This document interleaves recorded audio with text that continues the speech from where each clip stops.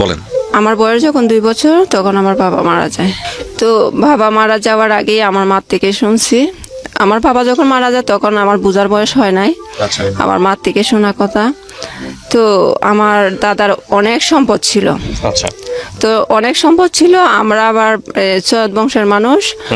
তো আমার বাবা কি ভালো বংশের ছেলে হয়ে উনি মানুষের কাজকর্মতে যাইতো না, কোনো কিছু করতে চাইতো না। আপনার বাবা? বাবা, হ্যাঁ। আচ্ছা। আর কেউ কিছু করতে বললেও বলতো যে না, আমি ভালো বংশের ছেলে, আমি কেন মানুষের গুলামি করব, কেন ভালো মানুষের কাজ করব আমি। ওকে। তো আমার দাদা যেগুলা রেখে গেছিল এগুলা আমার বাবা বিক্রি করে, ওনার প্রয়োজনে ক্ষেত বিক্রি করে, মানে সব বিক্রি করে করে খাওয়া যেটাকে বলে। জি জি জি। তার মানে যেহেতু কিছু করে না, তো জীবন যাপন করতে গেলে তো কিছু করতেই হবে। বাড়ি আছে, বাড়ি বিক্রি করে। তো আমার মার বিয়ের হওয়ার আগ থেকেই উনি শুরু করছিল এগুলা বেচা করা, বিক্রি করা। আমার মা তেমন একটা কিছু পায় নাই, কিন্তু এত সম্পদ ছিল আমার বাবা নিজেও জানতো না কোথায় কি পড়ে আছে। তো আমার মা যতটুকু পাইছে আবার বাবা মনে করতো শেষ হয়ে গেছে সম্পদ, কিন্তু অন্য মানুষ পাশের যে আছে মালিক আছে, ওনারা কাগজপত্র ঠিক করার জন্য যাইতো আমাদের জেলায়, গিয়ে দেখতো আমার বাবার নামে বাড়ি আছে, ওই যে এখানে আছে সেখানে নাম আসে, আমার বাবাকে বলতো যে তোমার নামে তো ওই বাড়িটা এখনো আছে। তো আমার আব্বা আবার কাগজপত্র ঠিক করে ওগুলা বের করে আবার বিক্রি করে ফেলতো। এমনকি ভাইয়া এত প্রচুর সম্পদ ছিল। আমার দাদা যখন বেঁচে ছিল, নাপিত বাসায় এসে ওনাদেরকে শেভ করে দিত, চুল কেটে দিত। এত সম্পদের মালিক ছিলেন। জি। মানে এটা আসলে গ্রাম অঞ্চলে আভিজাত্য বোঝানো হয়। জি জি। যেটা এখন আমাদের ঢাকা শহরে অনেকেই বাসায় গিয়ে সার্ভিসটা নেন, বাট ওই সময় গ্রাম অঞ্চলে কিন্তু এটা আভিজাত্য, যেটা অনেকেই বুঝবেন না। হ্যাঁ, তারপরে ভাইয়া, তো এগুলো আমার দাদা ওনাদের নামে করে দেয় নাই, এমনিই দিছে আর কি, ওনারা বুক করে খাইছে। তো ওইটা আমার দাদার নামে যেহেতু রয়ে গেছে, আমার বাবা আবার পাইছে। তো আমার বাবা পাইছে যে ওইটাও আবার বিক্রি করে ফেলছে।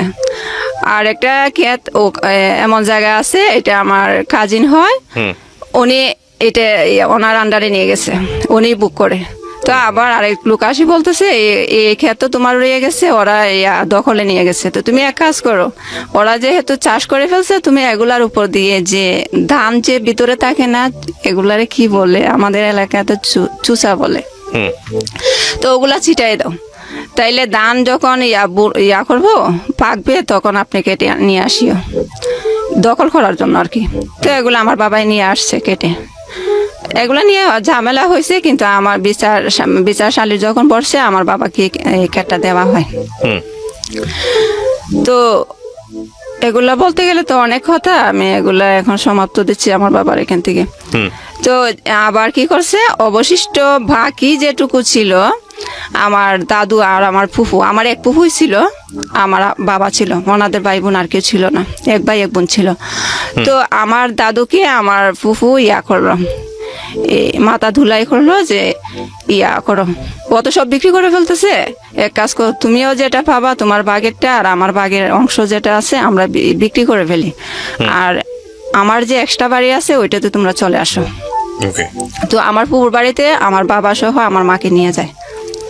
তো নিয়ে যাওয়ার পর আমার মাকে উনি ওনার মনের মতনই করে কাজকর্ম করায়।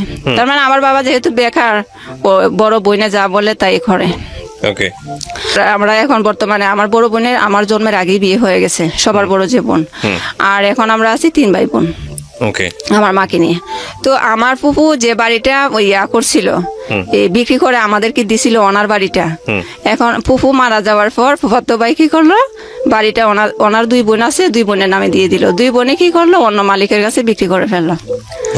তো বিক্রি করার পর আমাদের নামে কাগজ করে নাই, তো সেজন্য এখন ওনাদের বাড়ি ওনারা বিক্রি করে ফেলছে। এখন আমরা থাকবো কোথায়? আমার আম্মা কান্না করে আমার ফুফাতো ভাইয়ের কাছে গেল যে আমরা এখন কোথায় যাব, বাড়িটা তো তোমরা করে আনছিলা, আমাদেরকে দিবাই বলে আনছিলা, এখন আমরা কোথায় যাব? বলে তোমাদের কোথায় যাবা, তোমরা আমরা এখন যেখানে আছি এখানে চলে আসো। আর তোমার আবার আমার বড় বোন আমাদের কাছে থাকতো, বিয়ে হওয়ার পর শ্বশুর বাড়িতে যায় নাই, স্বামী নিয়ে আমাদের এখানে থাকতো, আমরা যে বাড়িতে থাকতাম। তো বলতেছে ওরা যেখানে যাওয়ার যাক, ওর তো বাপের বাড়ি আছে, ও যাওয়ার জায়গা আছে, ওরা চলে যাক, তোমরা থাকো, আমাদের বাড়িতে চলে আসো। তো এগুলো চালাকি আর কি, আমার আম্মা বুঝার বাকি নাই, যেহেতু আমার আম্মার জীবন কাটছে ওনাদের কাজকর্ম করে, উনিও তো চাইবো আমাদেরকে কাজকর্ম করাই রাখতো। তো আমার আম্মা কি করে বলে যে আমার বড় মেয়েকে নিয়ে এতদিন থাকছি, এখন যদি না থাকতে পারি তাহলে ওরা যেখানে যায় আমি সেখানেই যাব। হুম তো আমার বড় দুলাভাই যেটা, ওইটা আবার ওনার এই বাপের বাড়ির দিক দিয়ে চলে গেছে, চাচাতো ভাই হয় ওনার বাড়িতে, এক্সট্রা বাড়ি ছিল। তো ওখানে থাকে, আমরাও থাকি ওদের ঘরের সাথে। আমার আম্মা নিচু করে একটু বাড়াইছে আমরা থাকার জন্য, ঘরের সাথে আর কি এক্সট্রা একটু বাড়াইছে, জায়গা করছে আমরা থাকতে পারি মতো। তো থাকার পর খানে গেছে, কত বছর গেছে আমি শিওর না। তারপর আমার বড় আপুর পাশের আরেকটা আছে, ফ্যামিলি মেম্বার আছে, ওনারা 2 ভাই বিদেশে থাকতো। তো বড় ভাই রয়ে গেছে বিদেশে, আর উনি ধরা পড়ে চলে আসছে বাংলাদেশে। তো আসি আবার ওই আমার বোন তখন ইয়াতে পড়ে, প্রাইমারি স্কুলে পড়ে। তো প্রাইমারি স্কুলে পড়াকালীনই আমার বোনকে আমার পছন্দ হয়েছে বা বিয়ে করবে আমার মার কাছে বলে উনি। তো উনি বলার পর ওনারা আবার ভালোই আছে। আমার বড় দুলাভাই আছে না, ওনারা একটু তার মানে ক্ষমতা যেটাকে বলে আর কি, জোর খাটাইয়ে চলে। আর ওনারা হয়েছে, ওনার বাবা ইয়া ছিল, হুজুর ছিল। তো ওনারা ইয়ার থেকে, আমার বড় দুলাভাই থেকে একটু বেটার আছে। আচ্ছা। তো আমার বড় দুলাভাইকে আমার মা যখন বলে, আমার বড় দুলাভাই তো একদম পায়ার হয়ে গেছে, কি আমার হুকুম ছাড়া তুমি রাজি হয়ে গেছে এখানে বিয়ে দিবা, কখনো হবে না। আমার বড় দুলাভাই বলতেছে ওনার ইচ্ছে, ওনার ছোট একটা ভাই ছিল বিয়ের বাকি। তো আমার বোন যেটা মেজুটা, আমার বড় যেটা ওইটাকে ওনার ছোট ভাইকে দিয়ে বিয়ে করাবে, ওনার উদ্দেশ্য ছিল এটা। আর ভাইয়া আমার বড় দুলাভাইটাই এমন অবস্থা আমাদেরকে রাখতো, তার মানে উনি যেটা বলবে সেটাই হবে। এখন আমার মা এটা মানে না। তো আমার মা কি করছে, এখানে থেকে তো পারবে না, যেহেতু ওনার দায়িত্বে আমরা আছি, ওনার বাড়িতে, ওনার ইয়াতে। এখন আমার মা কি করলো, এই আমাদের আত্মীয় বাড়িতে চলে গেল আবার। আচ্ছা। অন্য আরেকটা আত্মীয়র বাড়িতে চলে গেছে। হঠাৎ গিয়ে বলতেছে চলে আসছি গো তোমার ছেলের বাড়িতে। তো উনি, আমার ভাবিটা হেসে হেসে বলতেছে, বলে চলে আসছো তো ভালোই হয়েছে, থাকো। তো ওনাদের একটা বাংলা ঘর যেটাকে বলে, ওখানে আমরা থাকি। থাকার পর কিছুদিন পর আমার আম্মু কি করে, ওই যে লোক বলছিল আমার বোনকে বিয়ে করবে, ওনাকে সহ, ওনার বন্ধুও ছিল, ওনাকে সহ নিয়ে গেছে ওই কিশোরগঞ্জ, আমাদের আত্মীয় আছে।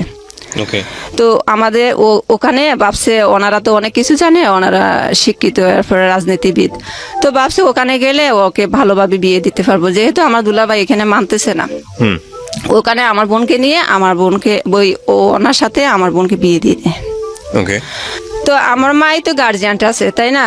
তো আমার বড় দুলাভাই কোথা থেকে খবর শুনে ওনার একটা বন্ধু, ডাকাত বন্ধু একটা সাথে নিয়ে আমার গেছে, বলে যে ওনাদেরকে, আমাদের রিলেটিভ যারা আছে ওনাদেরকে বলতেছে ওকে শুদ্ধ আমার মার কথা বলতেছে, ওরা 2 জনকে, ছেলে এবং ওই আমার মাকে বের করে দেওয়ার জন্য ওদের বাড়ি থেকে, ওনাদের বাড়ি থেকে। ওনারা বলে কেন, আমাদের বাড়ি চিনে আসছে, তোমার কথা আমরা ওনাদেরকে বের করে দিব কেন? দেয় নাই। উনি রেগে এসে ওনার ওই যে পাত্র আর কি বিয়ে করতে গেছে আমার বোনকে, ওনার সিমেন্টের পালা বানাইছিল ঘর বানানোর জন্য, এগুলা নিয়ে গেছে রাতের বেলা নিয়ে গেছে।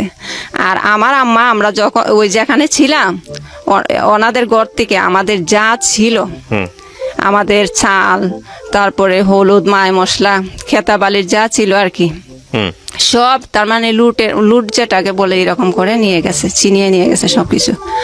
আমার মা তো ভাবছে না এত কিছু যে হবে, আসি দেখে সব শূন্য করে ফেলছে। আর আমাদের দূরের আত্মীয় স্বজন যারা ছিল ওদেরকে পটিয়ে ভুলভাল কি বলে এমন অবস্থা করছে, লাগে যে আমার আম্মা একদম নিকৃষ্ট একটা কাজ করে ফেলছে। তো এগুলা করে, আচ্ছা আমার আম্মু কি করলো, কোনো রকম এখানে একবার ওইখানে একবার, যেহেতু আমাদের একটা বাড়ি নাই, আমার দুলাভাইয়ের কথা শুনে মানুষও অন্যরকম হয়ে গেছে। তো আমার মা একবার যাদের এখানে ভালো লাগে ওরা আমাদের হয়ে একটু কথা বলবে, ওদের এখানে গিয়ে থাকে 1 মাস আমাদেরকে নিয়ে আর কি। 1 মাস আমাদের খাবারই খায়, কিন্তু ওনাদের ঘরে থাকার জন্য, যেহেতু আমাদের আশ্রয়ের জায়গা নাই, এইভাবে থাকি তো কিছুদিন পর আবার ওনারা যখন ভেজাল করতেছে, আমার বোন আবার আমার পাল্টে গেছে। যাকে বিয়ে দিছে ও পাল্টে গেছে, দুলাভাইয়ের পক্ষে চলে গেছে, বলে যে আমিও ওর সংসার করবো না, ওই বিয়ে আমিও মানি না। তো কি করছে, ওরা জোর করে ডিভোর্স নিয়ে নেয় আচ্ছা আমার বোন আর ওই ছেলের থেকে। আমার দুলাভাই তো একদম ক্ষমতাবান, হুম গায়ের জুড়ে কিভাবে কিভাবে থাকতো আমি এতটা জানি না। তো এটা জানি ওনারা ডিভোর্স নিয়ে নেয়, এই আর টিপসই নিয়ে নেয়। হুম। তো আচ্ছা পরে দিয়ে কি করলো, কিছুদিন পর শুনে ওই যে যিনি বিয়ে করছিল উনি আমার বোনকে, উনি আবার কি করছে, এই টিপসই যখন নিয়ে নিছে উনি অন্য জায়গায় বিয়ে করতে চায়। তো আমার মা কি করছে, আমার মার হাতে কাবিন নামা ছিল আমার বোনের জি। মেজুটার। তো ওই কাবিন নামা উঠাই আনি মানুষ বলতেছে, যেখানে প্রস্তাব দিছে ওখানে নিয়ে গেছে যে দেখো আমার মেয়েকে ও বিয়ে করছে, তোমরা বিয়ে দিও না। এটা জাস্ট ওনারা জানার জন্য বলছে আর কি। পরে দিয়ে আমার বোন কি করলো, মেজুটা আর আমার ভাইটা ওকে আমার দুলাভাইয়ে খাটায়, ওনার গরু টরু রাখাল করে আর কি। মেজু বোন তখন কি করে, কিছুদিন পর ওই চিটাগং চলে যায়। আমার ফুফাতো বোন একজন ছিল, উনি ওখানেই থাকতো। তো ওনার কাছে আমার বোনটা চলে যায়, হুম গার্মেন্টসে চাকরি করবে সেই উদ্দেশ্যে চলে যায়। তখন আমি এতটা বুঝি না। পরে দিয়ে কি করছে, যাওয়ার পর আসা যাওয়া করে আর কি, আসলে কিছু টাকা পয়সা আম্মাকে দেয় কোনো রকম চলার জন্য। হুম তো এইভাবে দিন যাচ্ছে। তো আমারও তো স্কুলে ভর্তি হওয়ার বয়স হয়েছে, তখন মানুষে আমার মাকে বলতেছে ও তো বড় হয়েছে, ওকে স্কুলে দেওয়ার বয়স হয়েছে, স্কুলে ভর্তি করাও না কেন। তো আমার মা বলে আর পড়াশোনা করানোর দরকার নাই, বেশি পড়াশোনা করলে অবাধ্য হয়ে যায়, কথা শুনবে না। হুম তো কি করে, আচ্ছা যাই হোক, যখন আমি বুঝি তখন আমি নিজে নিজে স্কুলে যাই। আচ্ছা তো আমার একটা কাজিন ছিল, ওই স্কুলে চাকরি করতো, টিচার ছিল। হুম তো বলতেছে ওকে, আমার মাকে বলছে ওকে স্কুলে দিয়ে উপবৃত্তির নাম দিব। হুম তো আমার মা এই উপবৃত্তির কথা শুনে আসি বলতেছে ইয়া কর, ও ও বলছে স্কুলে যাওয়ার জন্য, আমার এই কাজিনের কথা বলতেছে। তো ওনার কথা মতো স্কুলে আসা যাওয়া করি, পড়াশোনা করি। বয়স কত তখন আপনার, কোন কোন ক্লাসে পড়ছেন? ক্লাস 2-তে ভর্তি হই, আচ্ছা ক্লাস 1 পড়ি নাই আমি, হুম তখন বয়স 6 ছিল। হুম তো পড়াশোনা করতেছি, 2 থেকে পরীক্ষা দিয়ে যখন 3-তে উঠি, তখন আবার 3 ফাইনাল পরীক্ষা দেওয়ার পর আমার টিচার বললো যে তুমি তো পড়াশোনা ভালোই পারো, তোমার ক্লাস 4-এ পড়ার দরকার নাই, তোমাকে 5-এ দিয়ে দিই, আচ্ছা তুমি ইয়া করবা, ওই বৃত্তি দিবা, তো বৃত্তি পাইলে তুমি টাকা পয়সাও পাবা, এরকম বলতেছে। তো আমি কান্না করি, না স্যার, সবাই আমার সাথে যারা ওরা 4 ক্লাস পড়বে আর আমি পড়বো না কেন। তো বলতেছে তোমারও ভালো হবে, তোমাকে প্রয়োজনে 2 বছর 5-এ রাখবো, তবুও তুমি ইয়া করো, স্কিপ করো, হুম 4 পড়ার দরকার নাই। তো আচ্ছা, ওনাদের যেরকম কথা সেরকমই ওনারা আমাকে 5-এর বই দেয়, আমি 5 পর্যন্ত পড়ি ওই স্কুল থেকে। হুম বৃত্তি পাই নাই, বৃত্তির নাম দিয়েছিল, পরীক্ষা দিয়ে আসছিলাম। জি পরে এভাবে চলতেছিল। তো আমার আম্মাকে বলি, আম্মা আমার না ভালো লাগে পড়তে, আমি ইয়াতে আমাকে হাই স্কুলে ভর্তি করাবা। আমার আম্মা কিছু বলে নাই, কিছু বলে নাই। পরে দে যখন দরকার হয়েছে তখন কি মনে করছে কি জানি, বলে আচ্ছা ভর্তি হয়েছি। হওয়ার পর এখন তো বই কোথায় থেকে পাবো, বই কেনার তো টাকা নাই। তো পাশের বাড়ির একজন থেকে পুরাতন বই আর কি, পুরাতন বই, উনি বলে আমাকে কিছু টাকা দিলেই হবে, আমার বই নিয়েছে। আচ্ছা তো ওনার বই নিয়ে আসে, আমি এই বই দিয়ে পড়াশোনা করে ক্লাস 7-এ উঠি। তখন আবার ওই আমার ভাই তো তেমন একটা কাজকর্ম করে না, শুরুতেই বলছিলাম। এই তো আমার ভাই যেহেতু কাজ করে না, আমার আম্মা অন্য মানুষ থেকে হাওলার টাকা আনে, গ্রামের বাড়িতে সুদের বিনিময়ে যে টাকা দেয় আর কি। তো আমার আম্মা মানুষ থেকে দাঁড় কর্জায় এনে আমাদেরকে খাবার দাবার ভরণ পোষণ করে আর কি। এগুলা করতে করতে অনেক সময় এমন ঋণ হয়েছে, সুদে আসলে অনেক টাকা হয়ে গেছে।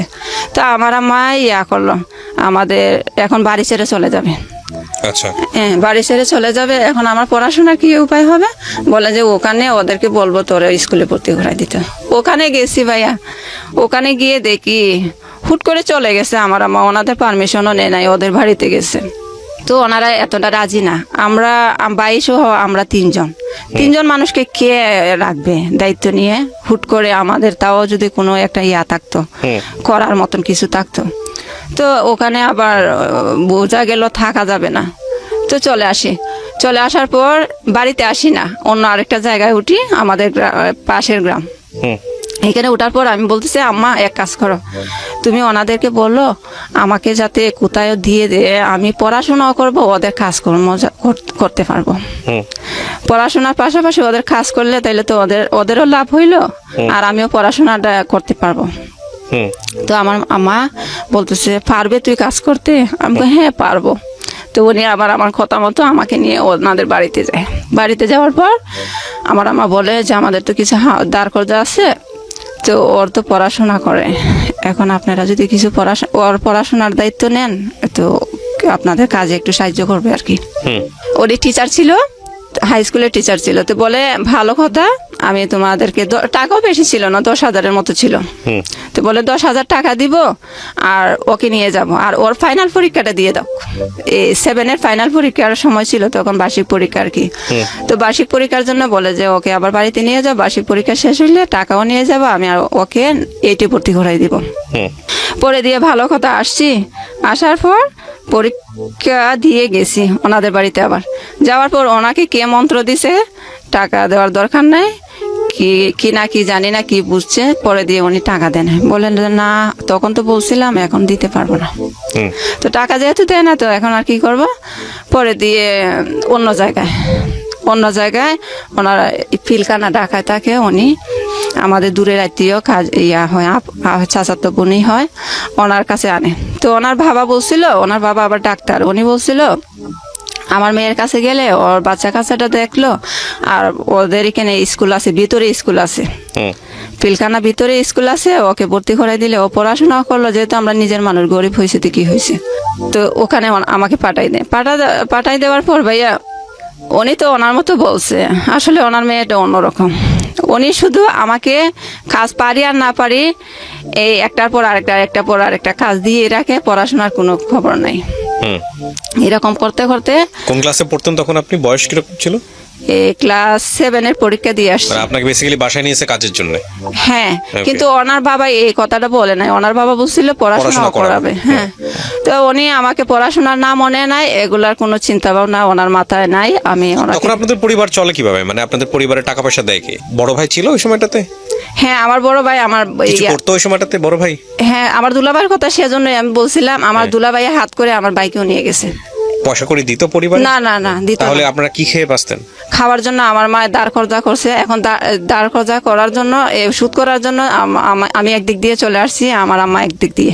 মানে আপনার মা একদিকে, আপনি একদিকে? একদিকে। এক বোনের তো বিয়ে হয়ে গেছে? হ্যাঁ, আপনি আর বোন চিটাগং চলে গেছে, আর আমি বাসার উদ্দেশ্যে এখানে চলে আসছি। ওনারা পড়াশোনা করাবে, ওদের কাজে সাহায্য করব। ওকে, তারপর এখন আমার ওনাদের আবার পড়াশোনা করেন, আপনাকে কাজ করেন? না, হ্যাঁ কাজ করায়, কাজও করায় কি ভাইয়া, আমি তো কখনো কাজ করি নাই। একটু ভুল হইলে ধরেন বলছে মাছটা বাজি করতে হবে, তো আমি যদি মাছটা এমনি দিয়ে দিই, উনি আমাকে এমন ভাবে কথা বলে ভাইয়া, শুধু হাত তুলে না, এমন ভাবে উনি কথা বলে, তবুও আমি এগুলো মনে নেই না। তখন ছোট ছিলাম তো, মনে কষ্ট লাগে না। হ্যাঁ, একটু খারাপ লাগতো, বুঝতাম উনি আমাকে বকতেছে, কিন্তু এতটা সিরিয়াসলি ভাবি নাই যে উনি আমাকে আঘাত দিয়ে কথা বলছে, বা উনি যেটা বলে আনছে সেটা করে না, আর উল্টো আমাকে টর্চার করতেছে, সেটা মনে করিনি। তো আমার আম্মা আবার ওনাদের রিলেটিভ আসছিল ওনার বাসায়, এসে দেখছে, আর উনিও মনে হয় বলছে আমি কাজকর্ম এতটা পারি না। তো আপনাকে পড়াশোনা করাইতো না, আপনাকে বেসিক্যালি কাজ করাইতো? ভাইয়া, তো ওনার একজন কাজিন আবার আসে, ওনার চাচাতো বোন হয়, যে আপুর কাছে আমি ছিলাম, ওই আপুর চাচাতো বোন বাড়ি থেকে আসে ওনার এখানে বেড়াতে। তো বেড়াতে এসে আমাকেও দেখে যায়, আর ওনাদের এখানে বেড়াইয়া যায়। তো আমার মা আবার বাড়িতে আসছে, ওই যে ঋণের জন্য চলে গেছিল না বাড়িতে, আমার আম্মা আবার আমার খবর নেওয়ার জন্য বাড়িতে যাতে মানুষে না দেখে লুকাইয়া আসছে ওনাদের বাড়িতে। আচ্ছা, আসি বলতেছে, আমার মেয়েকে দেখে আসছো, মনিকে দেখছো? বলছে হ্যাঁ দেখে আসছি। তো কয় স্কুলে ভর্তি করাইছে? আর আমার আম্মার কাছে ভাইয়া আমি বলতাম না, আমার আম্মা ওনার ফোন দিয়ে ভালো মন্দ জিজ্ঞেস করতো, কিন্তু আমি বলতাম না স্কুলে যে ভর্তি করাই নাই। কেন বলতাম না? কারণ আমি কোথায় যাব, বাড়িতে গিয়ে আসলে তো যাওয়ার কোনো জায়গা নেই, সেজন্য আমি বলতাম না। তো উনি বলতেছে কি, ওকে দিয়ে তো কাজ করায়, ওকে কাজের জন্য নিচে, স্কুলে কেন ভর্তি করাবে? আমার আম্মা শুনে ভাইয়া সাথে সাথে ওনাদের বাড়িতে গিয়ে স্ট্রোক করে ফেলছে। স্ট্রোক করার পর ডাক্তার দেখায়। ডাক্তার দেখায়? হ্যাঁ। আচ্ছা। তারপরে ওনারা আবার ফোন দিছে ওদের ফোন থেকে, বলে যে ওর মা তো অসুস্থ হয়ে গেছে, কালকের ভিতরে ওকে পাঠাইতে হবে। হ্যাঁ। বিকাল সন্ধ্যা 8টার সময় ফোন দিয়ে বলতেছে যে ওকে কালকে পাঠাইতে হবে, ওর মা স্ট্রোক করছে। হ্যাঁ। তারপরে আমাকে ওনারা গাড়িতে তুলে দে, আমি বাড়িতে যাই। আচ্ছা। যাওয়ার পর গিয়ে দেখি আমার আম্মা অসুস্থ হয় কিন্তু স্বাভাবিক হয়েছে। কিছুদিন পর আমি বলছি, মা এখন তো তুমি স্বাভাবিক হয়েছো, চলে যাই। আবার বলছে কোথায় যাবে? আমি ওখানে, ওরা তো আবার চাইতে বলছে, বলে না না ওখানে আর যাবে না, তোরে আর দিব না ওইখানে, মানে ওখানে দিব না? হ্যাঁ। আচ্ছা। তারপরে কি করছে আমার আম্মা, আমাদের আরেকটা আত্মীয়র বাড়িতে গেছে, এমনি ঘুরতে গেছে আর কি। তো ওনারা আবার বলতেছে ওনাদের বাসায় যে কাজের মেয়েটা ছিল ও নাকি বাড়িতে আসে আর যাবে না বলতেছে। তো আমার আম্মা আমাকে আসি বলতেছে, ওরা তো কাজের মেয়ে খুঁজতেছে, তুই নাও এখানে চলে যাও, ওরা তো নিজের মানুষ আছে। তো আমি বলি না না, আমি নিজের মানুষের কাছে যাব না। মানুষের কাছে গিয়ে বলে হাঁটবে, বলবে যে ও আমার বাসায় কাজ করে, আমার বাসায় কাজ করে। আমি যে মানুষের কাছে থাকলে মানুষে জানবে না আমি কি করতেছি, সেখানে আমি থাকবো। তো আমার আম্মা বলে তুই যদি না যাস আমি চলে যাব। তো আমার আম্মা কিন্তু আবার বাসা বাড়ির কাজ করে নাই, কখনো করে নাই। যা করছে আমার পুকুর সংসারে করছে আর কি, আর এমনিতেই করে নাই। এমনিতে বেড়ানোর মতো আছে আমার আম্মা। আমি যখন ঢাকা চলে আসছি তখন বেড়ানোর মতো নেই, আমাদের রিলেটিভ যারা আছে ওনাদের এখানে ছিল কিশোরগঞ্জ। তো আমার আম্মা বলতেছে তুই না গেলে আমি চলে যাব। তো উনি যখন বলছে, আমার মা যখন বলছে আমি না গেলে উনি চলে যাবে, তখন আমার গায়ে লাগছে। তখন বলে যে যা চলেই যাই। তো আমি ওনার আম্মা যেখানে পাঠাইছে ওখানে চলে গেছি। যাওয়ার পর উনি আমার খাজিন হয়, চাচাতো বোন হয়, উনি আমার আরো ক্লোজ গোষ্ঠী চাচাতো বোন। তো উনি আমাকে অনেক কাজকর্ম করে যে অনেক পছন্দ করে, কারণ এখানে থেকে শিখে ফেলছি। তো ওনার কাজকর্ম করে যে উনি আমাকে অনেক আদর করে, কিন্তু ভাইয়া আদর করে ওনার সাথে আমাকে ঘুমও পাড়ায়। আচ্ছা। কিন্তু ভাইয়া একটা জিনিস কি, আমার কাজ করছে ওনার বোনের মেয়ে, ওনার ভাইয়ের মেয়ে ওনার বাসায় থেকে পড়াশোনা করে, আর আমি কাজ করি। কিন্তু ওদের পড়াশোনা দেখে আমার মনে একটা ইয়া হইলো যে আমি একটু পড়তে চাই। হ্যাঁ। তো এখানে তো সম্ভব না, ওনারা তো নিচেই কাজের উদ্দেশ্যে, তো এখানে তো বললেও হবে না। তো আমি কিছুদিন পর 3 মাস থাকি এখানে। আচ্ছা। 3 মাস থাকার পর 3 মাসে ওনারা আমাকে 900 টাকা দিছিল। 900 টাকা দেওয়ার পর আমি চলে গেছি বাড়িতে বেড়ানোর কথা বলে। তারপরে ওনার ভাই আরেকদিন গিয়ে বলতেছে আয় তুই তো বেড়াইছ 2 দিন, এখন চলে আয়। আমি বলি যে না আমি আর যাব না, আমি স্কুলে ভর্তি হব। এখন স্কুলে ভর্তি হব, কোথায় থাকবো? স্কুল তো আছে কিন্তু কোথায় থাকবো? তো আমার আম্মাকে বললাম, আম্মা আমার আম্মার বাপের বাড়ি যেটা, ওখানে আমার আম্মারও কেউ নাই, আমার আম্মা একাই, আমার আম্মার বাবা মার এক সন্তান। তো আমার আম্মারও আত্মীয় স্বজন কেউ নাই। তো আমার নানার বাড়িতে দূরের আত্মীয় হয়। তো আমি বলছি ওই ভাবিকে বলো না আমি এখানে তাকিয়ে পড়াশোনা করবো, ওনারা একটু জায়গা দিবে কিনা আমাকে থাকার জন্য। তো আমার আম্মা আমার কথা শুনে ওনাকে বলছে ভাবিকে বলার পর বলে আচ্ছা থাকো। তো তখন রমজান মাস ছিল, ক্লাস 7 পরীক্ষা দিয়ে আসছিলাম না, 8 ভর্তি হয়েছি। তো ভর্তি হওয়ার পর ক্লাস করি, ওনার এখানে থাকি, ওনার কাজে একটু সাহায্য করি আর পড়াশোনা করার পর ভাইয়া হঠাৎ করে, আসলে পরের বাড়িতে এগুলো হয় না, আর হঠাৎ করে আমার বোন আসছে বাড়িতে, আসি বলতেছে এক কাজ কর। আর আমার কাছে এই কথাটা স্কিপ করছি, আমার কাছে মানুষ চলে যায় ঋণের জন্য, আপনার কাছে যেত এই ঋণ করার জন্য, চিল্লাচিল্লি করে, এইখানে পড়ার জন্য পাগল হয়ে গেছে। গার্মেন্টসে যেতে পারস না, আমাদের ঋণ কে বসে আছে তোর মা কই, তোর মারা তো পাই না, তোর মারে খবর দে, তোরে বললি তোর মা আসবে, এগুলা বলতো। তো আমি অনেক মনের মধ্যে কষ্ট পাইতাম, পড়তে মন চাইতো না, এগুলা নিয়ে চিন্তা করতাম। স্বাভাবিক। জি। তখন আমার মাকে বলছি, আমার মা মনে হয় বোনকে বলছে, আমার বোন কিছুদিন পর আসে, ওই চিটাগঙ্গে যে থাকে উনি আসে আমাকে নিয়ে গেছে চিটাগং, প্রথম যাই আর কি চিটাগং 2011 সালে। 2011 সালে যাওয়ার পর তখন আমার 18 বছর হয় নাই। আচ্ছা। আমার 18 বছর হয় না, এখন গার্মেন্টসে তো 18 বছরের কমে নেয় না। তো কি করছে, আবার বাড়িতে আসি আমার জন্ম নিবন্ধনের কার্ড বানাই, বয়স আরো 3 বছর বাড়াইয়া। 3 বছর বাড়ানোর পর ওখানে নিয়ে যায়, কাগজপত্র নিয়ে যাওয়ার পর ওনারা আমাকে ভর্তি করে, ভালো একটা চাকরি পাইছি বলে আর কি। চেকার যেটাকে বলে, গার্মেন্টস চেক করতাম আর কি। ওকে। ওগুলাতে ভালোই কাজ করছি, প্রায় 1 বছরের মতন ওখানে করছি। 1 বছর করার পর আমার মা বলতেছে, আর এই সুযোগে আমার বোন আছে না, ওই বোনের 10,000 টাকা নিয়ে আসি, ঋণ দিয়ে দে। ঋণ দেওয়ার পর তারপর একটু এখন ঋণ যেহেতু কমে গেছে, আমার আম্মু বাড়িতে চলে আসছে। তো বাড়িতে চলে আসছে, এখন আমার তার মানে আমার চিন্তা, এখন আমি আর কেন চিটাগাং থাকবো, আমি বাড়িতে চলে আসতাম। মানে ঋণগুলো শোধ হয়ে গেছে? হ্যাঁ হ্যাঁ হ্যাঁ। আচ্ছা। তো আমার আম্মা বলতেছে, এক কাজ কর, তুই বাড়িতে চলে আয়। তো আমি বলি, বাড়িতে গিয়ে কি করবো, আমি তো পড়াশোনা বাদ দিয়ে দিছি, বাড়িতে গিয়ে কি করবো? কোন ক্লাস পর্যন্ত পড়ছেন আপনি তখন? এটা ভর্তি হয়েছিলাম, পরীক্ষা তো আর দিই নাই। পড়তে পারেনি মানে? আপনি আলটিমেটলি হচ্ছে 7 পর্যন্তই বলা চলে? জি জি।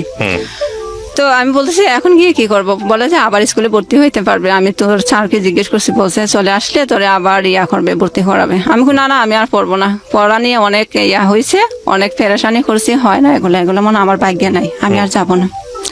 কিন্তু মায়ের মন তো বারবার ফোন দিয়ে বলে, চলে আয় চলে আয়। আচ্ছা না পড়লো, তুই বাড়িতে চলে আয়, ওখানে দরকার নাই। তো আমি মনে মনে চিন্তা করছি, বাড়িতে চলে যাব, আমার তো এই দিক দিয়ে চাকরির জন্য হইতেছে না। তো আমি শুধু নামাজ পড়ি আর আল্লাহকে বলি, আল্লাহ তুমি একটা ব্যবস্থা করে দেও, আমি যাতে বাড়িতে গিয়ে কোনো কিছু একটা করতে পারি। আল্লাহর কি কুদরত, আমি আল্লাহর কি হুকুম, আমি বাড়িতে আসছি। একটা মেয়ে আমাদের বাড়িতে আসছে বেড়াইতে, ও আমাকে চিনে। ও যখন 8-এ পড়তো, আমি ক্লাস 7-এ পড়তাম। তো আমার বসে বলে, তুই পড়াশোনা বাদ দিয়ে দিছ? আমি কই, হ্যাঁ বাদ দিয়ে দিছি। কই, এখন চাইলে তো তুই উন্মুক্ততে ভর্তি হইতে পারস। তো আমি বলি, এটা কোন জায়গায়? তো ওর নাম বলছে, কই এখানে গেলে পারবে। তো ওর কথা মতো আমাকে নিয়ে আমি উন্মুক্ততে ভর্তি হওয়ার উদ্দেশ্যে যাই। ওখানে যাওয়ার পর তো ওনারা বলছে, আচ্ছা ঠিক আছে, উন্মুক্ততে ভর্তি হইতে পারবে। তো তখন কি করে, উন্মুক্ততে ভর্তি হওয়ার জন্য এই বয়স আর একটু বাড়াইতে হবে, কারণ 8 পাস সার্টিফিকেট দিতে হবে। তো 8 পাস সার্টিফিকেট দিলে, আমি তো 8 পাস করি নাই থেকে বোর্ড থেকে, আর আমার তো বোর্ডের সার্টিফিকেট দেখাইতে গেলে হবে সৃজনশীল হওয়ার পর হয়েছে আমার হিসাবে। তো ওনারা আবার বয়স বাড়াইয়া আমাকে 8 পাস একটা সার্টিফিকেট দিয়ে দেয়। 1994 সাল করে আর কি, আমার বয়স 1994 সাল করে। তারপরে ওখানে ভর্তি হই। আমি ভর্তি হওয়ার পর এসএসসি পাস করি ওখান থেকে। আর এর ফাঁকে দিয়ে উন্মুক্ত তো ভাইয়া এতটা ক্লাস করতে হয় না, তো আমি আবার করতাম, গার্মেন্টসে চলে যেতাম। আচ্ছা। গিয়ে 3 মাস 4 মাস করে করে আবার বাড়িতে আসতাম। আসি যতদিন বাড়িতে থাকতাম, ক্লাস করতাম, আবার চলে যেতাম। আচ্ছা। তো এইভাবে আর কি 2 বছর অতিক্রম করি। এসএসসি পাস সার্টিফিকেট একটা পাই, ওইটা দিয়ে আবার গার্মেন্টসে ঢুকার পর হঠাৎ করে আবার মাথায় ধরলো যে আমি তো এসএসসি পাস করছি, কাউকে জিজ্ঞেস করে দেখি আমি জেনারেল কলেজে ভর্তি হইতে পারবো কিনা। তো একজন বললো, হ্যাঁ হইতে পারবে। তো আমি আবার বাড়িতে চলে আসি, আমি একটা মহিলা কলেজে ভর্তি হই। এই ভর্তি হওয়ার পর চেঞ্জ পরীক্ষা দিয়ে আবার গার্মেন্টসে চলে যাই। আচ্ছা। গার্মেন্টসে চলে যাওয়ার পর একবারে একটানা নভেম্বর মাসে আসি বাড়িতে। এখন প্রায় ফাইনাল পরীক্ষার কাছাকাছি সময় চলে আসছে। তো এখন স্যার বলতেছে, তুমি এতদিন, আমাদের এই কলেজের নিয়ম আছে, তুমি যে এতদিন অ্যাবসেন্ট করছো, আমাদের কলেজে নিয়মিত ক্লাস করা তোমাদের সবাইকে বলে দিছি, নিয়মিত ক্লাস করবা। তো তুমি যে এত মাস আসো না, এখন কি পড়ছো আর কি পরীক্ষা দিবা? তো আমি বলি যে স্যার হ্যাঁ আমি পারবো স্যার, আমাকে দেন। না স্যারে দিবেন আমাকে, বলে তুমি 1 বছর পারলে এখানেই থাকো, তোমাকে আমি পরীক্ষা দিতে দিব না। অনেক করলাম স্যারকে, অনেক অনুরোধ করলাম, স্যার দিবে না। তারপর আর কি করব, প্রিন্সিপাল স্যার যখন না করছে, আর কেউ তো কিছু বলবে না। আবার কি করলাম, গার্মেন্টসে চলে গেলাম। গার্মেন্টসে চলে যাওয়ার পর আবার কাজ করলাম।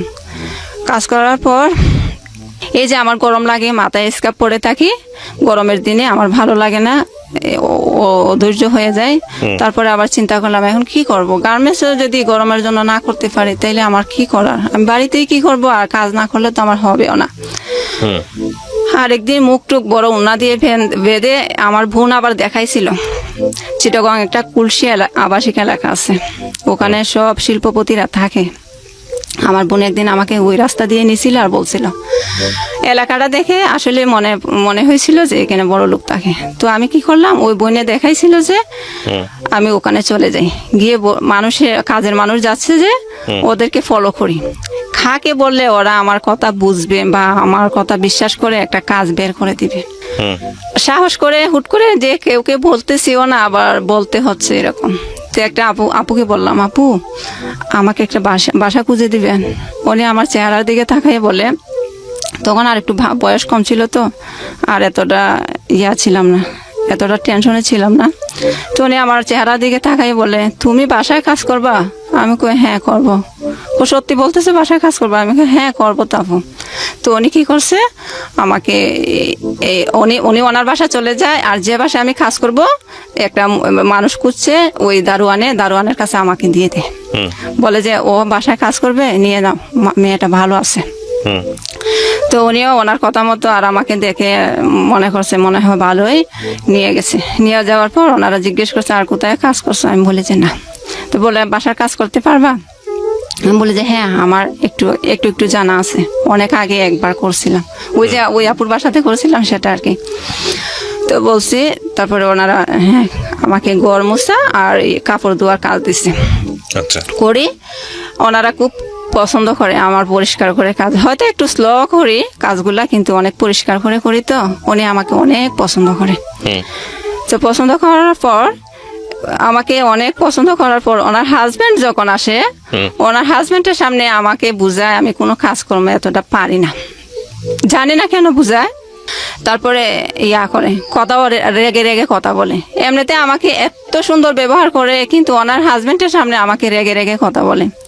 তো আমি তো আর এগুলো জানি না। পরে আরেকটা কাজের বুয়া ছিল, রান্না বাড়ার কাজে সাহায্য করতো। উনি আমাকে একদিন বলতেছে, উনি কিছু বললে তুই কথা বলিস না। আমি কেন? ওনার হাজবেন্ড ওনাকে এমনি মস্কারি করে বলছিল সিলেটের মেয়েগুলা ভালো, আরেকটা বিয়ে করবে সিলেটে। তো তখন আমি বুঝতে পারছি ও এর জন্য মনে হয় উনি মনে একটু আনিছে সেজন্য। তো পরে দিয়ে উনি আমাকে আরেকদিন বলতেছে কর, তোর বুটের কাগজপত্র আছে না? আমি কই হ্যাঁ আছে। বুটের দিস আমাকে 1 কপি কাগজ দিস। তো আমি বলি খালাম্মা আপনি তো প্রথমে বলেন না, এখন লাগবে? হ্যাঁ লাগবে, তুই ঈদের সময় যাবে না তখন নিয়ে আসবে। আমি বলি আচ্ছা। তারপরে ঈদের সময় ওনাদের দেশের বাড়িতে কুরবান দেয়, তখন কুরবানির ঈদ ছিল। ওনারা দেশের বাড়িতে চলে গেছে, আর আমি আমার যেখানে থাকতাম গার্মেন্টসে চাকরি করার সময় যেখানে থাকতাম ওখানে আমি চলে আসছি। আসার পর মনে মনে বলি বাসায় কাজ করব আর বুটের কাগজ দিব না, ওই রকম করবো না বলছি। আর একটা ম্যাডামের কাছে যাই, তো উনি বলছে তোমার যখন লেখাপড়া আছে, আমার কাপড়ের দোকান আছে, এখানে তুমি থাকতে পারবা, তুমি আস্তে আস্তে শিখে ফেলবা। আমি বলছি আচ্ছা। এখন ওখানেও কিছুদিন থাকার পর ওনার কাজের মেয়ে বুট উঠে নাই, বুট উঠাইতে বাড়িতে গেছে। এখন দেখা যায় সেম কাহিনী, উনি আমাকে দিয়ে কাজ শুরু করেছে। উনি আর ওই নাম নেয় নাই, উনি যে আমাকে দিবে এই কাপড়ের দোকানে কাজ শিখাবে ওইটা করে নাই। মেয়েটা যতদিন আসে না আমাকে দিয়ে কাজই করাইতেছে। এত কাজ ভাইয়া। তারপরে আমি চলে আসছি, আর আমাকে তো কাজের কথা বলে নেয় নাই। তো আমি চলে আসছি। চলে আসার পর আর সুযোগে ওনার শাশুড়ি ওনার বাসায় গেছিল বেড়াইতে। উনি আমাকে দেখে বলে যে ও চিটাঙ্গের মানুষ, তো বলছে তুমি করতে পারো না, এই গার্মেন্টসে চাকরি করতে পারো না? আমি বলে হ্যাঁ নানু, গার্মেন্টসে কাজ করতাম, এখন করব না। তো এখন বললে আচ্ছা তুমি এক কাজ করো, আমার নাম্বারটা তোমাকে দিয়ে যায়, আমার বউকে শোনাইও না। ওনার ছেলের বউকে না শোনাইতে বলছে, আমার ছেলের বউকে শোনাইও না, আমার নাম্বারটা তুমি গোপনে রাখো। তো রাখলাম। রাখার পর আরেকদিন ওনাকে আমি ফোন দিছি, বলি নানু আমি বলছি, আমি মনে বলছি। বলে ও ভালো আছো নি? আমি কই হ্যাঁ। কত তুমি আমার বাসায় আসতে পারবা? আমি তোমাকে ঠিকানা দিলে? আমি কই হ্যাঁ আসতে পারবো। উনি ঠিকানা দিছে, ওনার বাসায় গেছি আমি। ওনার বাসায় যাওয়ার পর উনি আমাকে অনেক আদর করছে, বলে যে তুমি যদি ইচ্ছে করো গার্মেন্টসে চাকরি করতে, আমার এখানে থেকে করতে পারবা, আর থেকে করতে পারবা। এখন ওনার মেজো ছেলের বউ গেছে বেড়াইতে, উনি আমাকে কি করছে শুনছে, ওনার বড় ছেলের বউর কাছে আমি ছিলাম। এখন উনি আমাকে ভয় দেখানো শুরু করছে, বলে আমার শাশুড়ির কথা এখানে আসছো, তোমাকে মানুষে গুম করে ফেলবে, তুমি তুমি তো হঠাৎ করে শহর গ্রামের বাড়ি থেকে শহরে আসছো, এগুলা বুঝবা না, তোমাকে মানুষ কোন সুযোগে গুম করে ফেলবে, তুমি চলে যাও, তুমি যেখান থেকে যে বাসা থেকে আসছো এখানে চলে যাও, আমার শাশুড়ির কথা মতো তুমি এখানে থাইকো না। আর শাশুড়িকেও শাশুড়ির যেভাবে বুঝবে ওইভাবে বুঝাইছে ওনার মেজো ছেলের বউ। তো নানু বলতেছে তোমাকে এক কাজ করি, উনি বুঝতে পারছে ওনার ছেলের বউ যে চালাকি করতেছে, তো উনি আমাকে বলে তুমি এক কাজ করো, আমার বড় ছেলের বউ যখন শুনতে পারবে তখন আমার প্রতি রাগ করবে, বলবে যে আমি ষড়যন্ত্র করে তোমাকে নিয়ে আসছি, তুমি বরং এক কাজ করো, আমার ছেলে 2 বিয়ে করছে, তো তুমি বড়টার কাছে ছিলা, এখন ছোট বোর কাছে তোমাকে পাঠাবো। আমি জানতাম না উনি ওই মামা যে 2 বিয়ে করছে। তো বলে যে ওখানে তুমি চলে যাও। আমি বলি আচ্ছা, গিয়ে কয়দিন থাকো, তারপরে যদি তুমি চাকরি করো আমার এখানে আসতে পারবা, আর এখন আপাতত থাকো। তো মনে মনে বলে আছে যাই হোক একটা জায়গা তো পাইছি, আমার এক রাত থাকার জায়গা নাই, এখন আমি যেহেতু একটা কয়েকদিন থাকতে পারবো, আচ্ছা যাই। গেছি, যাওয়ার পর ওনার ছেলের বউ আমাকে অনেক আদর করছে, থাকতে থাকতে অনেক দিন থাকছি ওনার বাসায়, একটা মনে মনে চাকরি খুঁজি আর ওনার বাসায় থাকি, প্রায় 3 মাসের মতো থাকছি। থাকার পর উনি আবার ছিল, অন্য ধর্মের ছিল, তো অন্য ধর্ম থেকে মুসলিম হয়েছে, তো ওনার মা আবার মাঝে মধ্যে বেড়াইতে আসে, তো ওনার মা এটা মানতে পারে না, উনি যে আমাকে আদর করে, উনি কোথায় রেস্টুরেন্টে গেলে, অনেক টাকাওয়ালা তো, রেস্টুরেন্টে গেলে আমাকে নিয়ে যেত, উনি যেভাবে থাকে আমাকে এইভাবে রাখতো, কিন্তু ওনার মা এটা বুঝতো না, এটা মানতে পারতো না। ওনার মার উদ্দেশ্য হইলো ও কাজ করে না, আবার আত্মীয় না কেন এখানে থাকতে দিছ, কেন থাকবে। আর ওনার কথা হয়েছে আমার বাসায় তো এমনও কত মানুষে খায়, আমি 3 জন কাজের মানুষ রাখছি, ও একজনে খেলে কি, উনি আমাকে এজন্য রাখে। আমি ওনার জন্য অনেক দোয়া করি, উনি আমাকে আশ্রয় দিছে, যে এমন ভাবে দিছে, অনেক সম্মানের সাথে দিছে। তো কিছুদিন পর একটা চাকরি পাই আমি। আচ্ছা, আগে যেখানে কাজ করতাম যে গার্মেন্টসে, ওই গার্মেন্টসের ম্যানেজারকে আমি বলি স্যার, পার্সোনাল থেকে আমি ম্যানেজার স্যারের নাম্বারটা নিয়ে বলি স্যার আমি মনে বলছি, আমি তো আগে ওখানে চাকরি করে আসছি, এখন স্যার হঠাৎ করে বাড়ি থেকে আসছে, আমার একটা চাকরি দরকার। তো তখন কিন্তু ভাইয়া গার্মেন্টসে লোক নিতে নিষেধ হয়ে গেছে, সরকারের বেতন বাড়াইছে, তো তখন লোক নেওয়া নিষেধ। তো উনি বলতেছে আচ্ছা আমি করবো, আগামী মাস থেকে যদি লোক নেয় তাহলে তোমাকে নিব, আর যদি না নেয় তুমি করতে পারবে না, কোনো কিছু মনে করতে পারবে না। আমি বলি আচ্ছা। তো 1 তারিখ হয়েছে, রাতে আমি 1 তারিখ হওয়ার আগে রাতে আমি ফোন দিই, ভাই স্যার আমি কি আসবো কাল? তো বলে আচ্ছা কাগজপত্র নিয়ে আসিও। গেছি, বেশ উনি তো সিনিয়র ম্যানেজার, তো ওনার কথা মতো আমার চাকরিটা হয়ে গেছে। নিয়ম হয়েছে ওই ফ্যাক্টরিটা অনেক ভালো, তো নিয়ম হয়েছে একবার চলে আসলে ওকে আর নিবে না।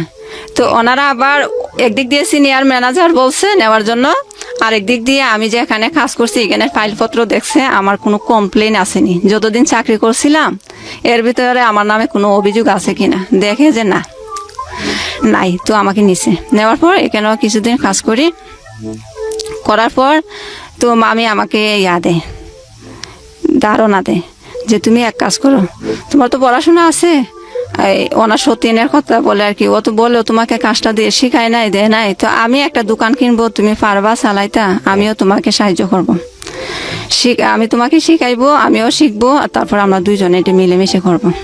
তো আমি মনে মনে বলি তাইলে তো আমার জন্য ভালোই হয়। তো আমি বললাম হ্যাঁ মামি যদি হয় তো দেখেন। তো এগুলা করলো, তখন আমার মাথায় ওনার কথা শুনে একটা ধারণা চলে আসলো যে আমি ওনাকে আবার কথাটা বললাম যে মামি আমি যদি টেইলার্সের কাজ শিখে করি, আপনার কাপড়ের দোকানও দেখলাম, আবার আমি টেইলার্সের কাজ জানি, নিজে সেলাই করলাম, ডিজাইন করে এগুলা বিক্রি করলে তো আরো ভালো হবে। তো উনি বললেন হ্যাঁ করতে পারো। তো ওনার এখানে থেকে চাকরি প্রায় 1 বছরের মতো করছি ভাইয়া। ওনার এখানে এতদিন থাকি নাই, আমি আলাদা বাসা নিয়েছি পরে দিয়ে চাকরি পাওয়ার পর আমি কথাটা ভুলে গেছি। চাকরি পাওয়ার পর ওনার এখান থেকে চলে গেছিলাম, কারণ চাকরি ছিল না দেখে ওনার কাছে ছিলাম, কিন্তু ওনারা বড় লোক মানুষ, এটা সম্ভব না আসা যাওয়া করা প্রতিদিন। আমার বিবেকে বাধা দিছে, উনি বলে নাই যেতে, আমি নিজে থেকে অন্য জায়গায় বাসা নিয়ে চলে গেছি। চলে যাওয়ার পর প্রায় 1 বছরের মতো করছি। আর এর ভিতরে আমার আম্মা ফোন দিয়ে বলে করছে, আমি না আমার ভাইকে তখন আমার ভাইয়ের বিয়ের কথাটা তো বলি না, আমার ভাই আবার বিয়ে করছে এই সুযোগে, এর আগেই বিয়ে করছে। তো বিয়ে করার কিছুদিন পরে আমি চলে যাই আর কি চিটাগং। আগের কথাটা পিছনে বলতেছি আবার। তো আমার ভাই বিয়ে করার পর আমি তখন বাড়িতে ছিলাম না, আমার ভাই হঠাৎ করে ফোন দিয়ে বলে আমার তো বিয়ে ঠিক হয়েছে, তুই বাড়িতে চলে আস। তাই আমি বলি কোন দিন বিয়ে? কালকে হবে, গায়ে হলো, তার পরশু দিন বিয়ে। আমি অবাক হয়ে গেছি, কি রে, ভাইয়ের বিয়ে ঠিক করলো, আমাকে বললো না, এখন বলে বিয়েতে যাওয়ার জন্য। আচ্ছা যাই হোক, চলে আসলাম বলছে যখন। যাওয়ার পর গিয়ে শুনি ভাইয়া বোর নাকি আরেকটা বিয়ে হয়েছে। তখন আমার লাগে এত একটা কষ্ট লাগছে, এক ভাই বিয়ে করবে আমাকে শোনায় নাই, তাও আবার মেয়ের আগে একটা বিয়ে হয়েছে, অনেক কষ্ট লাগছে মনে। তা আমি আবার আমার মাকে কেউ না শুনে মতো বলতেছে, মা বিয়ে করাইতেছো, মানুষে খুঁজে এক ছেলের কাছে বিয়ে দিবে, মানুষে অনেক খুশি হয়, খালি ঘর, এক ছেলে, কোনো ঝামেলা নাই। তো তুমি ঝামেলা নাই তোমার ছেলের, জানো তুমি বিয়ে করাবো, কেন বিয়ে করাবা? তো বলে আমার বড় দুলাভাই আছে না, উনি পছন্দ করছে। তো পছন্দ করছে, উনি আবার গাঁজা খায়। তো ওনার যে মেয়ে পছন্দ করছে, ওনার ভাইও গাঁজা খায়। তো দুইজন গাঁজা খাওয়াতে পড়ছে, ওরা বিয়েটি করে ফেলছে। এখন কি করছে, এখন আমার আম্মাও আমার দুলাভাই যেটা বলছে সেটাই করছে। আচ্ছা বিয়ে করেছে, বিয়ে করার 2-3 মাস পর আবার আমি চিটাগং চলে যাই। ওই চাকরিটার কথা বললাম যে চাকরিটা পাইছি, তো আমি তো আলাদা বাসা নিয়ে থাকি। তা আমার আম্মার প্রতি তখন এতটা টান হয় নাই আমার, কারণ ভাইয়ের সাথে থাকবে, ভাই একটু দেখাশোনা করতেছে। তো আমার আম্মা যখন আমাকে ফোন দেয়, ভালো মন্দ জিজ্ঞেস করি। আর এই সুযোগে আবার আমার আম্মা ওইখানে চলে যায়। আমার আম্মা অনেকবার ওই কিশোরগঞ্জ গেছে, আমাদের রিলেটিভ যেখানে আর কি, কোনো সমস্যা হইলে ওখানে আবার চলে যায়, মোল্লারদর মসজিদ পর্যন্ত যেটাকে বলে আর কি। তো ওখানে আবার আমার আম্মা চলে গেছে। তো বলতেছে, জি বাড়িতে ভালো লাগে না, তেমন একটা সুবিধা না মনে হয়, ও আমার কাছে ভালো লাগে না। তো ওর কাছে আমি, ওকে আমার ভাইয়ের বউ, ওর কাছে 50টা টাকা চাইছিলাম আমি গাড়ি ভাড়া দিয়ে এখানে আসার জন্য, ও আমাকে ওর হাতে টাকা থইও আমাকে দেয় নাই। তো এই কথাটা শুনে আমার অনেক কষ্ট লাগছে। তো কি করছে, আমার যখন চাকরির প্রায় 6 মাস চলতেছে, তখন আমার বোন চিটাগং যেটা আছে, ও বলতেছে, আম্মা এতদিন পরের বাড়িতে মানুষে কয়দিন মেহমানের মতো রাখে, ওরা কি মনে মনে ভাববে, বলবে যে ছেলে মেয়ে রেখে পরে আছে আমাদের এখানে, তো এক কাজ করি আমরা এখানে নিয়ে আসি। তো আমি আচ্ছা নিয়ে আসো। তো তখন কি করে, আমার ভাই আর আমার ভাইয়ের বউ চিটাগং চলে যায়। চিটাগং চলে যায়। আমার ভাইয়ের বউ তখন প্রথমে যাইতেছিল না, ওনারা আমার বইনে বলছিল, তুমিও যখন আসো আমরা সবাই চলে যাই বাড়িতে, একটু আয় উন্নতি হবে, তুমিও গার্মেন্টসে কাজ করলে, তো সবাই একসাথে করলে বাসা ভাড়া দিয়ে টাকা কিছু থাকে, আর একা করলে এটা হয় না। উনি যাবে না, বলে যে তোমাদের আইবে তোমরা বুঝো, আমি কেন চাকরি করে দিব তোমাদেরকে, যায় নাই। তো উনি 1 বছরের মতো বাড়িতে ছিল। এই সুযোগে ওনার একটা বাচ্চা হয়, মেয়ে, আমার ভাইয়ের মেয়ে হয়। তো ভাইয়ের মেয়ে হওয়ার পর ওই আমার আম্মুকে যখন নিয়ে গেলাম চিটাগং, তো 15 দিন হয়েছে আমার ভাইয়ের মেয়ের। ওরা আবার করতেছে, বারবার ফোন দিচ্ছে আমার বোনকে, মেজু বোনকে, বলতেছে আমাদের এখানে তো জায়গা নাই, ওনার বাপের বাড়িতে গেছে। আমার আম্মা যেহেতু বাড়িতে নাই, কে দেখাশোনা করবে, ওনার বাপের বাড়িতে গেছিল। বলে যে আমরা তো এতদিন রাখতে পারবো না, আমাদের ঘরে জায়গা নাই, তোমাদের ভাইয়ের বউ আর তোমাদের ভাইয়ের মেয়েকে তোমরা নিয়ে যাও, যেখানে তোমরা থাকো ওখানে ওদেরকে নিয়ে যাও।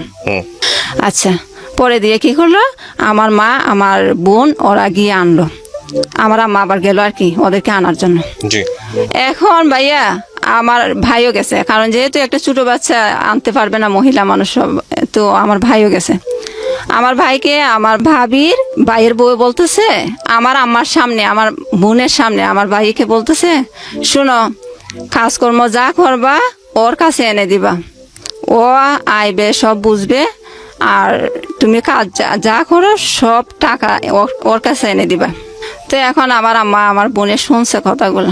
তো আমার আম্মা আবার বলতেছে, দেখছো আমাদেরকে সামনে রেখেই বলে ওনার ননদের কাছে এনে দেওয়ার জন্য। তো আমরাও তো এখানে আছি, ওকে বললে আড়ালে বলতো, আমাদের সামনে কেন বলছে?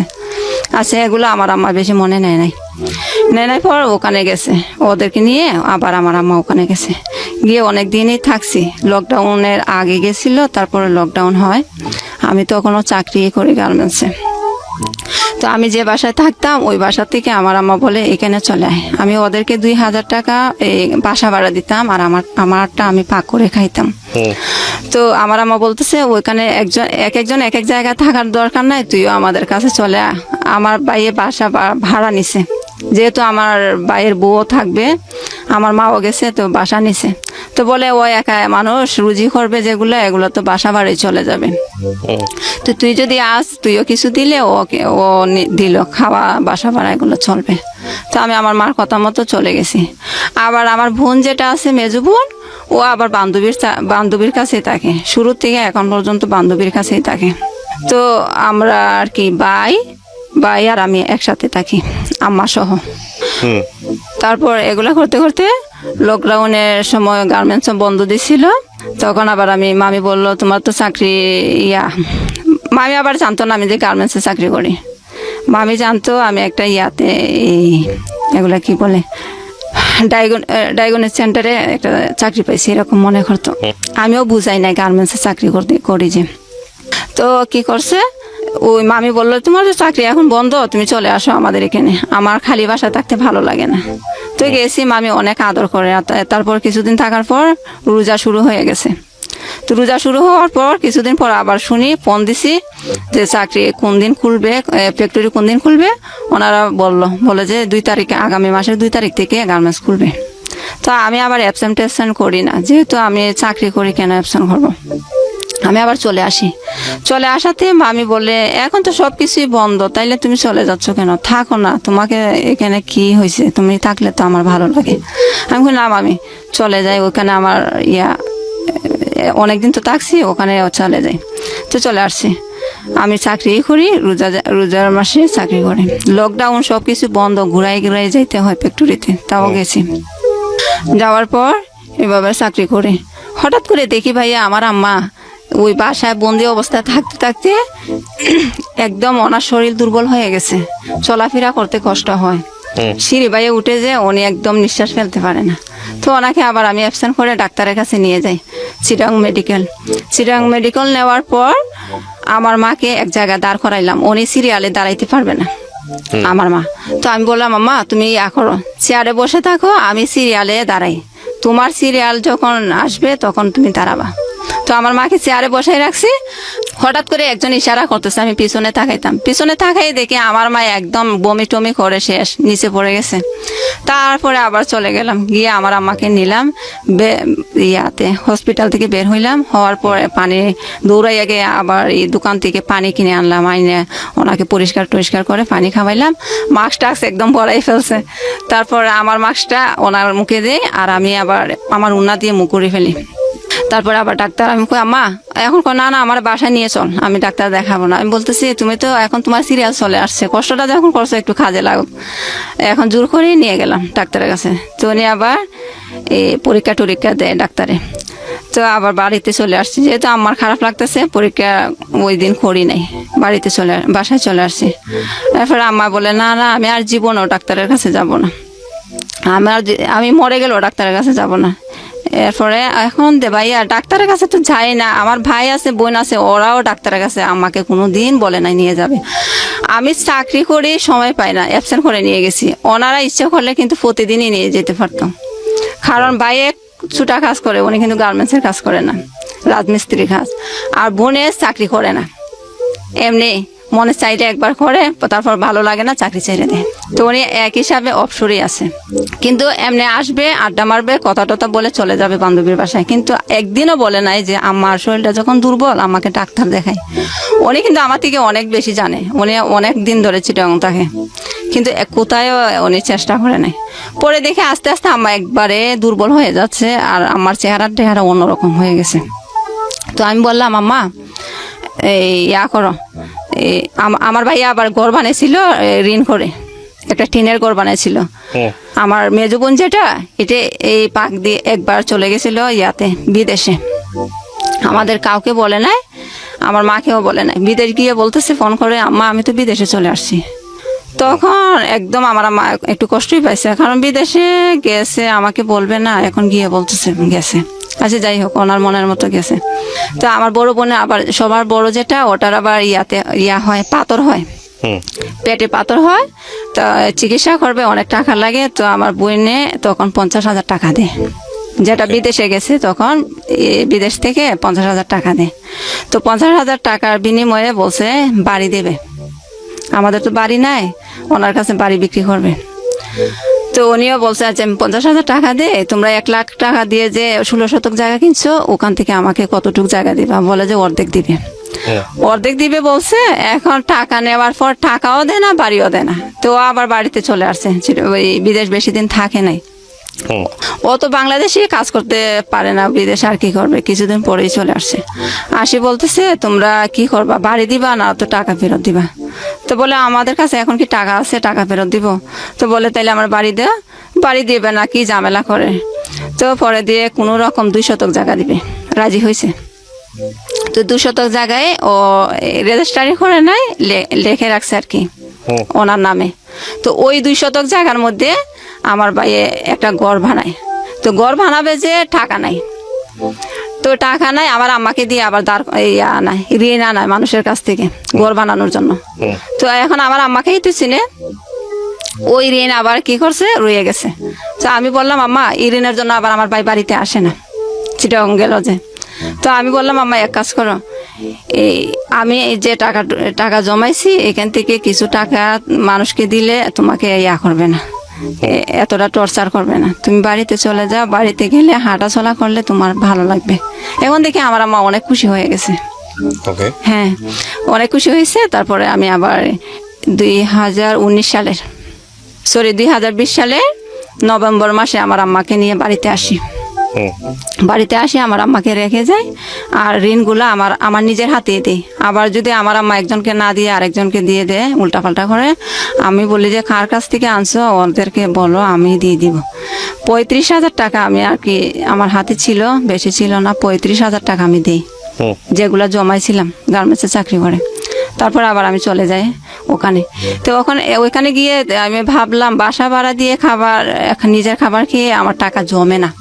তো আমি আবার মামিকে বললাম, ওই যে মামির কথা বললাম, ওই মামিকে আবার বললাম মামি আমি 2টা মাস আপনার বাসাতে কি চাকরি করতে পারবো? উনি বলে আচ্ছা পারবা। এখন উনি যখন রাজি হয়েছে, পরের দিন যাব, চাকরি থেকে এসে পরের দিন ওনার বাসায় যাব। উনি আবার হুট করে ফোন করে বলতেছে তোমার মামাকে জিজ্ঞেস করছিলাম, তোমার মামা বলে কাছে থাকলে আত্মীয়তার সম্পর্ক নষ্ট হয়ে যায়, দূর থাকলে ভালো।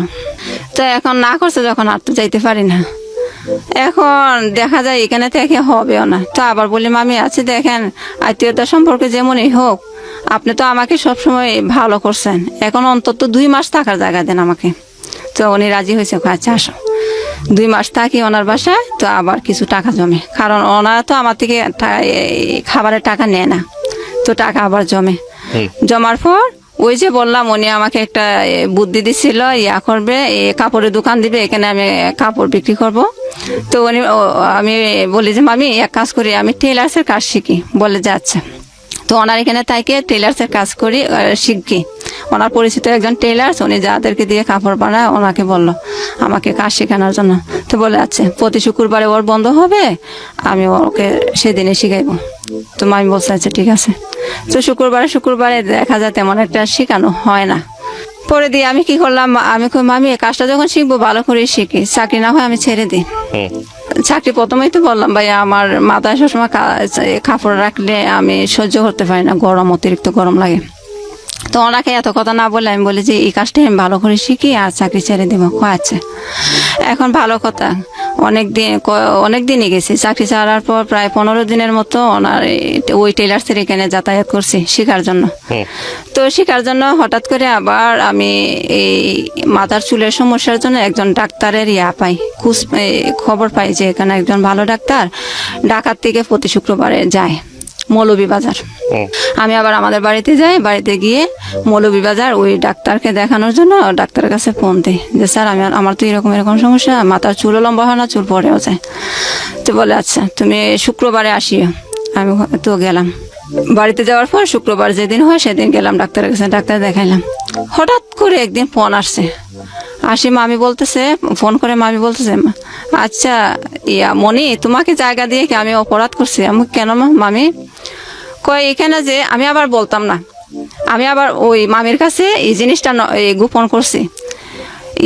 আমার ভাই যে ওখানে থাকে, আসলে তখন থাকতো না আমার ভাই, বললাম না পড়ে গেছে।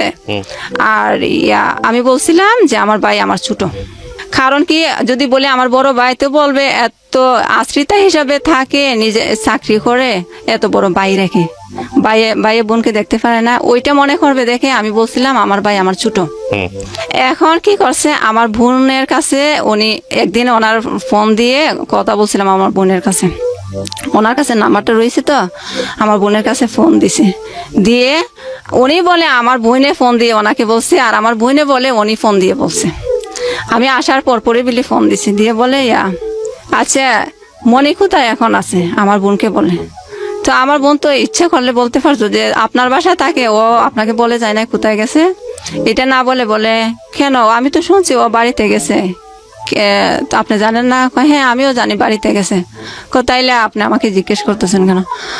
না জিজ্ঞেস করতেছি আসলে কি গেছে নাকি, তা ও তোমার কি হয়, আমার বোনকে বলতেছে।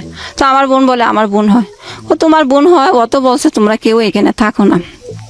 আসলে ভাইয়া আমি প্রেস্টিজ ঠিক রাখার জন্য বলছিলাম না, কারণ বলছিলাম আমার 2 বোনের বিয়ে হয়েছে, ওরা স্বামীর সংসারে আছে, আর ভাই আমার ছোট, কারণ যাতে কোনো না হয়, মানুষের ভিতরে যাতে কোনো সন্দেহ না লাগে যে বোন হইয়া বোনকে দেখে না, ভাই হইয়া ভাই বোনের দায়িত্ব নেয় না, এগুলা যাতে মানুষে মনে না করে, সেজন্য আমি বলছিলাম আমার ভাই ছোট আমার থেকে। তো এগুলা যখন আমার মামি শুনছে, আমার ভাইও ওখানে থাকে, আমার বোনও ওখানে থাকে, ভাই বিয়ে করছে, ভাইয়ের একটা মেয়ে আছে, এগুলা শুনে মামিও কি জানি হুট করে এত বিশ্বাস করলো, এত সম্মান করলো, হুট করে মামিও উল্টে গেল, পাল্টে কেমন জানি রং পাল্টে ফেললো। এখন আমাকে বলতেছে তোমাকে কি অপরাধ করলাম, তুমি আমার কাছে বলো নাই, তোমার কাছে তো আমি সব কিছু বলছি, আমার শ্বশুর শাশুড়ি আমাকে কি করে না করে, তুমি কেন বলো নাই, তুমি কেন গোপন রাখছো? আমি বলি যে মামি এটা আমি গোপন রাখছি, আমি চাইছিলাম না এগুলা বলার জন্য। তো এখন যখন জেনেই ফেলছেন, এটা তো বেশি অপরাধ করি না আমার মনে হয়। আচ্ছা এখন কি করব? এখন কি করবা? আমাকে অনেকে অনেক কথা বলে যে মেয়েরা বিশ্বাস করে দিছো, যদি চুরি করে কিছু নিয়ে যায়, অনেকে অনেক কথা আমাকে বলছে, বাবা তোমাকে তো আমি অনেক বিশ্বাস করছি, আসলেই তো মানুষের কথাই ঠিক, বিশ্বাস করাটাই তো আমার পাপ, এরকম বলতেছে। তো উনি যখন এরকম বলছে, ওনার এখানে তার যাইতে পারি না আমি, তো আমি বাড়িতে থেকে যাই। থেকে যাওয়ার পর এখন কি করব, আবার চিটাগাং নতুন করে যাই, গিয়ে আবার করি, বাসায় আবার চাকরি নিই। চাকরি নেওয়ার পর কিছুদিন করলাম, আমার আম্মা আবার অসুস্থ। কত সালের গল্প এটা আপনি যেখানে আছেন? এখন যেখানে আছি এটা 2021 সালের জানুয়ারির মাসে, মানে এই তো কয়েক মাস আগের গল্প। এই সময়ের মধ্যে আপনার কি বিয়ে দেওয়ার চেষ্টা হয়েছে পরিবার থেকে? না ভাইয়া, কখনো একবারও চেষ্টা করেনি? কোনো সম্বন্ধ আসেনি? জি না, সম্বন্ধ আসে না ভাইয়া। আমার মাথার চুলের সমস্যাতে আমাদের গ্রামের সবাই জানে। আর আপনার এই যে বাবা মারা যাওয়ার পরে ঋণগ্রস্ত, বা আপনাদের আসলে পায়ের নিচে মাটি বলতে কিছু নেই, অর্থনৈতিক সমস্যা, এই বিষয়গুলো কি সবাই জানে? হ্যাঁ সবাই জানে। এই জন্যই কোনো প্রস্তাব আসে না? হ্যাঁ সম্ভবত এর জন্যই আসে না, কিন্তু ভাইয়া গরিব ঘরের মেয়েদেরও তো বিয়ে হয়। এখন আমার সম্ভবত আমার যেটা মাথায় কাজ করে আর কি, আমার চুলের সমস্যার জন্য হয়তো বা কেউ আসে না। আচ্ছা, আমি একটা জিনিস আপনার কাছ থেকে জানতে চাই যে আপনার বয়স এখন কত বলছিলেন? এই তো 1994 সালে 28 চলে। 28 চলে। আপনার ভবিষ্যৎ কি চিন্তা, আপনি ফিউচার নিয়ে কি চিন্তা করেন? আমি যখন গল্পটা শুরু করি তার আগে আপনি স্টুডিওতে বসেছিলেন, আমি বাইরে থেকে আসলাম, এসে আমি স্টুডিওতে ঢুকলাম, দেখলাম আপনি স্টুডিওর এক কোনায় বসে একা একা কান্নাকাটি করতেছেন। কেন, মানে কি চিন্তা করেন আপনি ভবিষ্যৎটা নিয়ে? কান্নাটাই বা কেন? খান্নাটা ভাইয়া আমার তো মনে করেন উপর দিয়ে আপনারা যেরকম দেখতেছেন, ভিতরে আসলে কিছু নেই বলতে কি, আমার মাথার সমস্যার কারণে কোনো পাত্র আসে না বিয়ের জন্য, আবার আমার ফ্যামিলিতেও কেউ চেষ্টা করে না, আর ফ্যামিলি তো একরকম আমাকেই দিয়ে চলে। ফ্যামিলি বলতে আমার ভাই আলাদাই হয়ে গেছে এখন, মানে আপনাকে আমি বাসায় আমার মাকে নিয়ে থাকি, কাজ করে সাপোর্ট করতে হয়, মাকে সাপোর্ট করতে হয়। হ্যাঁ তো মা অসুস্থ, মা এমন অসুস্থ ভাইয়া, মার চোখের সমস্যা, গলার মধ্যে টিউমার হয়েছে, তারপরে হাত ভেঙে গেছে। গল্পটা কেন বলতে চাইলেন আপনি আজকে রেডিওতে, এটা আমাকে একটু বলেন প্লিজ। আমার ভবিষ্যৎ নিয়ে কিছু আছে যে আমি মনে করি না, এটা আমার আশা নাই, কারণ আমার মাথায় চুল নাই, এখন পর্যন্ত বিয়ে হয় নাই। আমি যখন আমার আম্মার জন্য যেতে হয় বাড়িতে, আমার আম্মা অসুস্থ হয়, কিছুদিন পর পরে আমার বাড়িতে যেতে হয়। তো কিছুদিন পর পর মায়ের জন্য যাই, কিন্তু বাড়ির মানুষে এখনো জানে আমি পড়াশোনা করি। আমি যে ইন্টারের ফাইনাল পরীক্ষা দেই নাই, আমি যে এখন পরীক্ষা পড়াশোনা না করে কাজে গৃহকর্মীর কাজ নিছি, এগুলো কেউ জানে না। আচ্ছা, তো এগুলা কেউ জানে না, সবাই জানে আমি পড়াশোনা করি। আপনি রেডিওতে অনুষ্ঠানটা শোনেন, এই হ্যাঁ, যেখানে যে শুনি। আসলেন, হ্যাঁ, কতদিন যাবত শোনেন? এটা ভাইয়া আসলে এখন তো আর সময় হয় না, গৃহকর্মীর কাজ নেওয়ার পরে আগে শুনতাম। আপনার এই পুরো গল্পটা শুনে আমার কাছে মনে হচ্ছে একটা লাইনে যদি আমি শেষ করি, সেটা হচ্ছে আপনার বাবা যদি এই ভবিষ্যৎটা দেখতে পেত তার সন্তানদের, তাহলে আপনার বাবা মনে হয় না সে যেভাবে তার পিতার পাওয়া সম্পত্তি বিক্রি করে গেছে সেই কাজটা করত। একটা কথাই আছে যে এক পুরুষে ধন সম্পদ গড়ে, আরেক পুরুষ সেটা খায় বসে বসে, আরেক পুরুষ এসে দেখে সেটাতে খাওয়ার মতো আর কিছু নাই। তো আমাদের এটা একটা বড় সমস্যা, আমাদের সামাজিক সমস্যাটাই এটা। অনেক বেশি অর্থ সম্পত্তি যাদের আছে, এরা মনে করে যে আয় রোজগার না করলেও চলবে। বিশেষ করে আগেকার আমলের লোকজন যারা ছিল, এই ছেলেদেরকে চাকরিতে পাঠাইতো না। আমার ছেলে চাকরি করবে, আমার ছেলে এটা করবে, এত সম্পত্তি কে খাবে, মানে ভবিষ্যৎ নিয়ে চিন্তা করতো না। এই যে পরের জেনারেশন, একটা সম্পত্তিওয়ালা মানুষ যে জমি বিক্রি করে খায়, সে যদি তার মেয়ে সন্তানকে আপনার বাবা মারা গেছে, আল্লাহ তাকে জান্নাতবাসী করুক, আমি দোয়া করি, উনি যদি দেখতে পেত যে তার মেয়েটার এই অবস্থা হবে, এই শুধুমাত্র সম্পত্তির কারণে লেখাপড়া হলো না, শুধুমাত্র সম্পত্তির কারণে আজকে আপনার মতো মানুষ, আপনাকে দেখে আসলেই মনে হয় না যে আপনি মানে গৃহকর্মী। হ্যাঁ, যদিও কোনো কথাটা বললে অনেক গৃহকর্মীকে ছোট করা হয়, বাট মানুষের লুকস, মানুষের ব্যক্তিত্ব তো অনেক বড় একটা ব্যাপার। কে কোন কাজ করে দেখে তো কিছুটা হলেও বোঝা যায়, সেটা আপনাকে দেখে আসলেই বোঝা যায় না। তো এই যে ভাগ্যটা আপনার হয়েছে, সেটার জন্য আমি বস্তুগতভাবে অবশ্যই আপনার পিতাকে দায়ী করতে পারি, কিন্তু এখানে একটা কথা আছে, সেটা হচ্ছে আপনি যেহেতু দেখে শুনে আপনাকে যেটা মনে হয় যে আপনি ধর্মকর্ম করা একজন মানুষ, ভাগ্য বলে তো একটা জিনিস আছে, বিশ্বাস তো করেন? হ্যাঁ ভাইয়া, যেভাবে সান্ত্বনা পাওয়া যায় পজিটিভ হইতে, সেভাবেই আমি বলছি আপনাকে। সেটা হলো যে অনেক কিছুতে যেটাতে আপনার কোনো হাত থাকে না, সেটার জন্য আপনি বারবার সৃষ্টিকর্তাকে বলেন, সেটার জন্য আপনি বারবার আল্লাহকে বলেন। এখানে একটা জিনিস আমি আপনাকে ফাইনালি বলতে পারি, সেটা হচ্ছে কিছু বিষয়ে কোনো হাত নেই, নিয়ন্ত্রণ নেই, তবে এটা ঠিক যে আপনার থেকেও মানুষ অনেক খারাপ অবস্থায় আছে, এটা আপনি বিশ্বাস করেন? আপনার দুইটা হাত আছে, দুইটা পা আছে, এমনও তো হতে পারতো যে আল্লাহ আপনাকে আয় রোজগার করার অবস্থাটাও দিল না, কিছু বলার ছিল, কিছু করার ছিল, আপনার কিছু করার তো ছিল না। সো আপনি দুইটা হাত আছে, দুইটা পা আছে, আপনি অ্যাটলিস্ট এক বেলা খাওয়ার মতো জোগাড় করার মতো পরিস্থিতি আপনার আছে, অনেকের সেটাও নাই। হ্যাঁ, সো আমি জানি না আপনার এই গল্প থেকে আমি যদি মানুষকে কিছু বলি, তাহলে বলবো যে আমাদের শিক্ষার জায়গাটা এটাই যে আমাদের সন্তানদের জন্য এমন কিছু করা উচিত যেটা আসলে সন্তানের ভবিষ্যৎকে নিশ্চিত করে। বাংলাদেশের মতো সামাজিক পরিস্থিতিতে আমি মনে করি যে সম্পত্তি এবং ফিউচারের জায়গাটা, আমার ব্যক্তিগত অভিমত, একটা ছেলের চেয়ে একটা মেয়েকে অনেক বেশি মানে সিকিউর করে দেওয়া উচিত তার পিতার। কারণ আপনি দেখেন, একটা মেয়ের চাকরির ক্ষেত্রে সমস্যা, একটা মেয়ে কোনো জায়গায় সেটেলমেন্টের সমস্যা, একটা মেয়ের পরিবারে যখন সে সংসারে যায় সেখানে তার ডিপেন্ডেন্সি, ডিসিশন মেকিং এর প্রবলেম। তো এই যে এতগুলো প্রবলেম একটা মেয়ের হয়, সেই অর্থনৈতিকভাবে স্বাবলম্বী হতে গেলে ঘরে বাইরে সমস্ত জায়গায় সে নানা রকমের জটিলতা ফেস করে। সুতরাং তার যাতে এই জটিলতা ফেস করলেও তার যাতে পায়ের নিচে মাটি শক্ত থাকে, সেজন্য অবশ্যই তার ইকোনমিক ব্যাকবোনটা অনেক বেশি সাপোর্টিভ হইতে হয়। সেই জায়গা থেকে আমি মনে করি বাবা মাকে অবশ্যই একটা ছেলেকে মানুষ করার পেছনে যে পরিমাণ ইনভেস্ট করা উচিত, তার চেয়ে অনেক বেশি করা উচিত একটা মেয়ের পিছনে, এটা আমি মনে করি।